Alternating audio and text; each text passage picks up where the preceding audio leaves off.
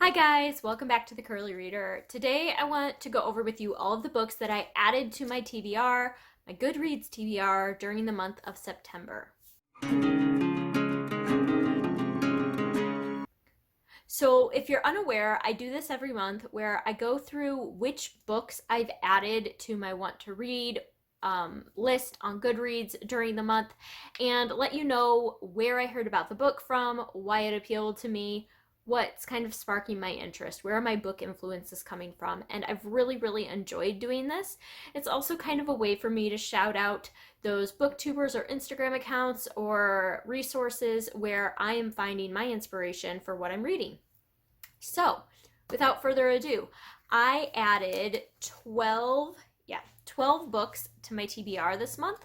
That's a pretty good number. I like to try to keep it, between 10, around 10 a month, so that I'm not getting too many books going onto my TBR.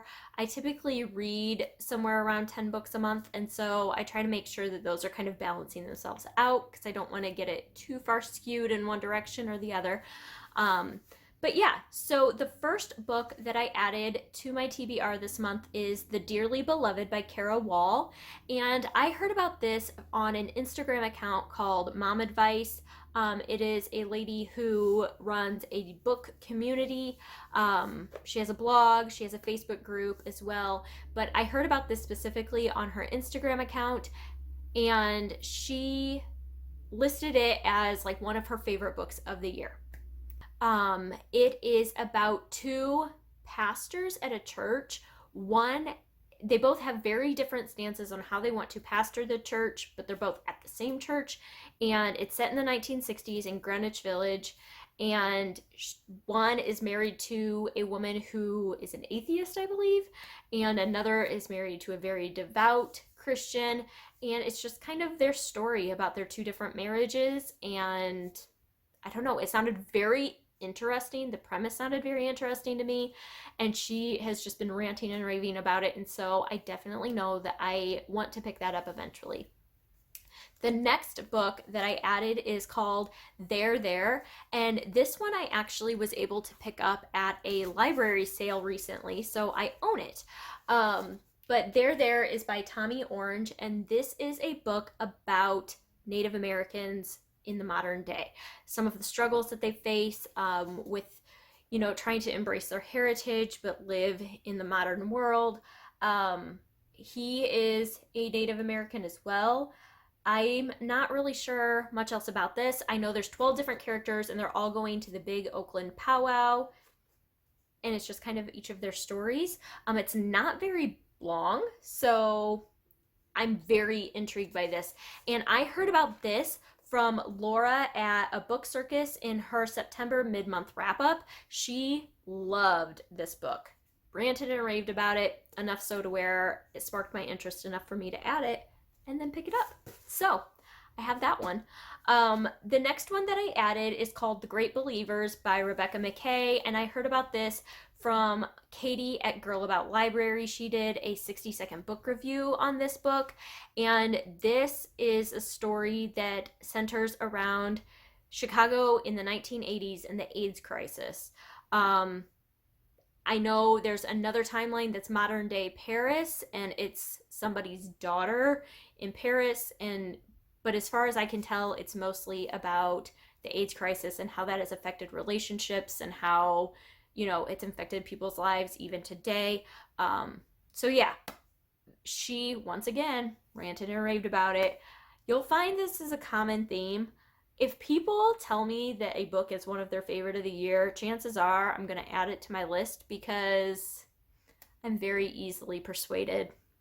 But especially when it's historical fiction or just very impactful, like some of these topics, I definitely, and they get rave reviews, that's pretty much a sure thing that it's going on my TBR. So this is one that definitely made the cut, and I'm excited to get to that one.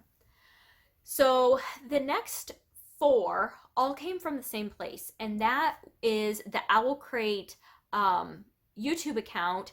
Sally, who is their middle grade buyer, I guess, maybe. I don't know. She's the one that always talks about their middle grade. She did a big middle grade haul, and I added 4 books to my TBR after watching that video.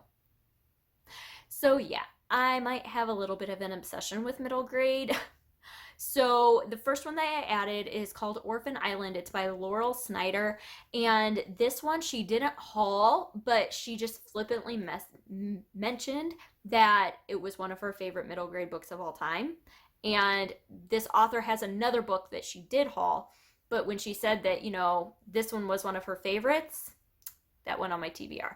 Because if you've been around middle grade and a book is, you buy as much middle grade and read as much middle grade as she has, the ones that are sticking out as her favorites are ones that I definitely want to check out. So Orphan Island is about an island full of orphans, and every day is pretty much the same and nothing changes except for one day a year a boat comes and it brings one new child and it takes the oldest child away. And so it follows our main character whose best friend has just been taken away, and now she is the elder of the island, and she is charged with teaching the newcomer everything she needs to know about the island and preparing herself to leave that year. So I don't know. We'll see. It's interesting because this doesn't have super high Goodreads reviews, but Sally said it was one of her favorites. So we shall see what that means. But the next one that I added from that video is called Stargazing by Jen Wang, and this is a graphic novel. It is about these 2 kids, and one of them likes to stargaze and thinks that the celestial beings are talking to her, and it's just about these 2 girlfriends and how big of a bond they have, and I guess tragedy strikes, and so their bond, becomes even closer. But the illustrations look really cute for the graphic novel aspect of it, and so I added that one. The next one is called Sauerkraut by Kelly Jones. This one sounds very interesting and funny. So it is about our main character, HD, and he wants to build his own computer and enter it in the county fair. And so to earn money for that, he just tells his uncle he'll clean out his basement. And when he goes down there, he finds a voice coming from a pickling pot. And it ends up being like the spirit of his grandmother. And his grandmother wants him to make sauerkraut and enter it, her sauerkraut recipe, and enter it in the fair as her so she can win. But he can only submit one thing to the fair. And so, I don't know, it sounded very off the wall bizarre, but very funny. The cover's really cute, and I don't know, it might be something that I even pick up next October for Halloween because, ghosts and spirits and that sort of thing. So we'll see. And then the last one that I added from that video is called The Very, Very Far North by Dan Barrell. And this one is probably on the younger side of middle grade, but it just looked adorable, even for me to read out loud to like my kindergartner maybe. But it's about a polar bear and just his kind of adventures in the very, very far north, and he has a friend that's a puffin, and a couple other friends. I don't remember what animals they're all are, but they're all animals. It's illustrated. It looks super adorable, and I just want to check it out, if nothing else, and to flip through it a little bit. So that one went on my TBR. All right, and then after that, we get away from the middle grade, and I added Pumpkin Heads by Faith Erin Hicks and Rainbow Rowell, and I'd seen this quite a bit, but the one that kind of put me over the edge and added it onto my TBR was Elena from Elena Reads Books. She did a graphic novel, like weekend reading bingo, I think is what she called it, where she read a bunch of graphic novels all in one weekend and then vlogged it. And she mentioned this one, and then I'm actually going to be reading that one this week. I'm currently filming this. It's the first week of October for Gilmoreathon. So yeah, but this is about these 2 kids who work in a pumpkin patch, and it's their last year working there, and so they decide to make it memorable, and I don't really know what else, but it looks really dang cute. So, and it's a graphic novel. Win-win for me. So that's that. The next one I added is called The Readers of Broken Wheel Recommend by Katarina Bivald. This is one that I added.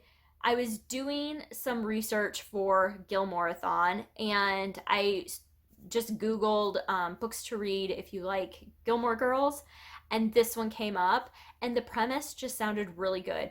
So, this is about a woman from Sweden who comes to Iowa, I believe, to visit her pen pal.